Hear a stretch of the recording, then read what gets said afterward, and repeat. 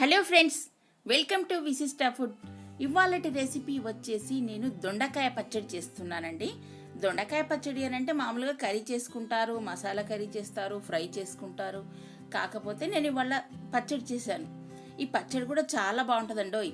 మనకి రోటీస్కి కానీ రైస్లోకి కానీ చాలా బాగుంటుంది పచ్చడి. ఎందుకంటే ఊరికే కర్రీ చేసుకోకుండా మనం ఇలా ఒకసారి వెరైటీగా చేసుకుంటే బాగుంటుంది కదా, అందుకోసం అని చెప్పేసి నేను చేశాను. ఈ దొండకాయ పచ్చడి అనేది మనకు పూరీలోకి కానీ రోటీస్ కానీ రైస్కి కానీ చాలా బాగుంటుంది. సరే, ఇక ఇది ఎలా ప్రిపేర్ చేద్దామో చూద్దాం ఒకసారి. ఇదిగంటే ఒక 200 గ్రామ్స్ దొండకాయలు తీసుకున్నాను నేను ఇక్కడ. ఇది మనకు కొంచెం పండు బాగానైనా పర్వాలేదండి, ఎర్రగా ఉంటాయి కదా, అవి కూడా చాలా బాగుంటాయి. నేను కాకపోతే ఇది మీడియంగా తీసుకున్నాను ఇలా.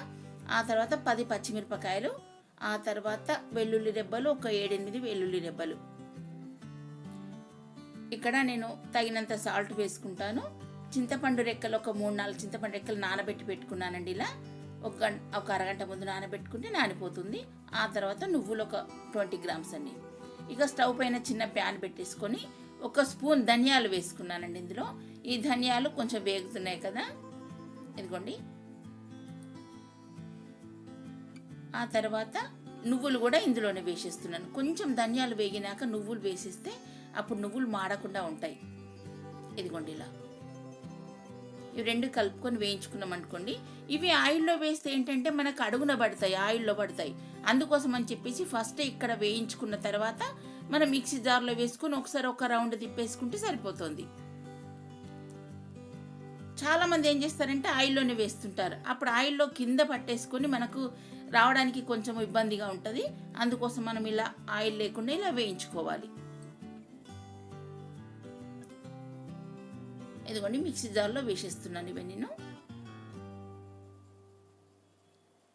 ఆ తర్వాత ప్యాన్ పెట్టుకొని కొద్దిగా ఆయిల్ వేస్తున్నాను, ఒక 1/2 టీ స్పూన్ అంతా. ఇదిగోండి 1/2 అంత ఆయిల్ వేస్తున్నాను. ఈ ఆయిల్లో ఇప్పుడు ఇందాక తీసుకున్నాం కదా మనం మిర్చి వెల్లుల్లి రెబ్బలు ఇందులో వేసేస్తున్నాను. ఇవి ఆయిల్లో బాగా మగ్గనిచ్చుకోవాలండి, ఎందుకంటే పచ్చివాసన పోయేంత వరకు మగ్గితే మనకు టేస్ట్ చాలా బాగుంటుంది. అందుకోసం అని చెప్పేసి కాస్త వేగనివ్వాలి వెల్లుల్లి రెబ్బలు, పచ్చిమిర్చి. ఆ తర్వాత ఒక 1/4 టీ స్పూన్ అని నేను మెంతులు వేస్తున్నానండి. మెంతులతోనే చక్కటి ఫ్లేవర్ వస్తుందండి, మనకు టేస్ట్ కూడా చాలా బాగుంటుంది. ఈ రోటి పచ్చళ్ళల్లో మనం మామూలుగా చేసుకుంటాం కదండి, ఇలా వేసుకుంటే మనకు ఆ టేస్ట్ అనేది వేరుగా ఉంటుంది, చాలా బాగుంటుంది. అందుకోసం మెంతులు వేశాను. ఇక ఇవి కూడా మిక్సీ జార్లో వేసేసుకొని మిక్సీ పట్టేసుకుందాం. ఇక ఇదిగోండి వేసేసుకున్నాను. ఆ తర్వాత ఈ ప్యాన్లో మనకు కొద్దిగా ఆయిల్ ఉంది కదా అడుగున, ఇదే ఆయిల్లో మనం ఈ దొండకాయలు కూడా వేయించుకోవాలి.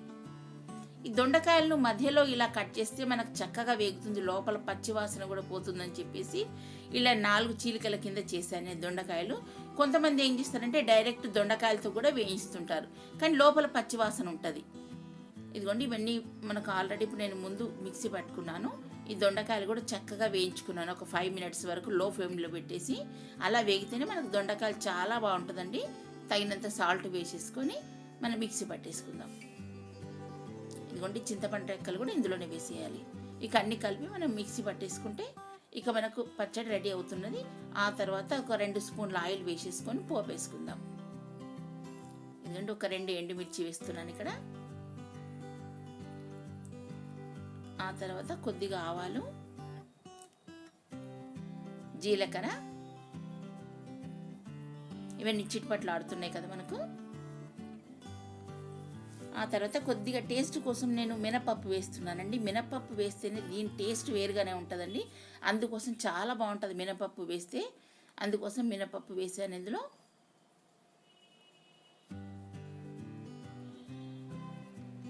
ఇలా మనకు పోపు రెడీ చేసుకున్న తర్వాత కరివేపాకు రెబ్బలు కూడా వేసేస్తే సరిపోతుంది. ఇదిగోండి కరివేపాకు కూడా చిట్టుపట్లాడుతుంది కదా. ఇక మనకు పోపు రెడీ అయిపోయినట్టునండి. ఆ తర్వాత పసుపు వేసేసుకొని ఇక మనం ఇందాక మిక్సీ పట్టుకున్నాం కదా, ఈ పోపు అంతా ఇందులో వేసేసుకొని కలుపుకుంటే సరిపోతుంది. ఇక మనకు దొండకాయ పచ్చడి రెడీ అయిపోయినట్టేనండి. చాలా బాగుంటుంది, చూస్తుంటేనే నోరూరుతుంది కదండి. మీరు కూడా ఒకసారి ట్రై చేసి చూడండి, చాలా బాగుంటుంది. Okay friends, thank you.